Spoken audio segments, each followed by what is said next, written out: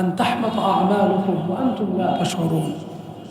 তোমাদের জীবনের সমস্ত আমল, তোমাদের সেজদা, তোমাদের রোজা, তোমাদের হজ, তোমাদের যাকাত, তোমাদের সমস্ত বন্দেগীগুলি নিষ্ফল হয়ে যাবে, বরবাদ হয়ে যাবে, তোমরা টেরই পাবে না। ওয়া আনতুম লা তাশউরুন, তোমাদের খবরই থাকবে না, তোমরা জানবেই না।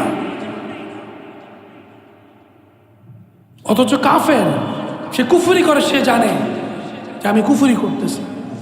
যে মুশরিক সে শিরিক করে, এটাও আল্লাহ বলে দিয়েছে তুমি শিরিক করতেছো, কোনো মাপ হবে না। কিন্তু আল্লাহ এখানে বলতেছেন তোমার আমলগুলো ধ্বংস হয়ে যাবে, তুমি টেরই পাবে না, তুমি জানবেই না। মুফাসসির ইকরাম লিখছেন যে আল্লাহ রাব্বুল আলামিনের কাছে এটা পছন্দ না যে কোনো গুস্তাখে রসুল হয়, নবীর শানে বেয়াদবি করে, আর সে জানতে পারে যে আমার আমল তো ধ্বংস হয়ে গেছে, সে আমার কাছে আবার তওবা করুক। আল্লাহ বলে এটা আমার কাছে পছন্দ না, তুই আমার নবীর শানে গুস্তাখি করবি, তোর জীবনের আমলগুলো বরবাদ করে দিবি, তুই কোনো টেরই পাবি না।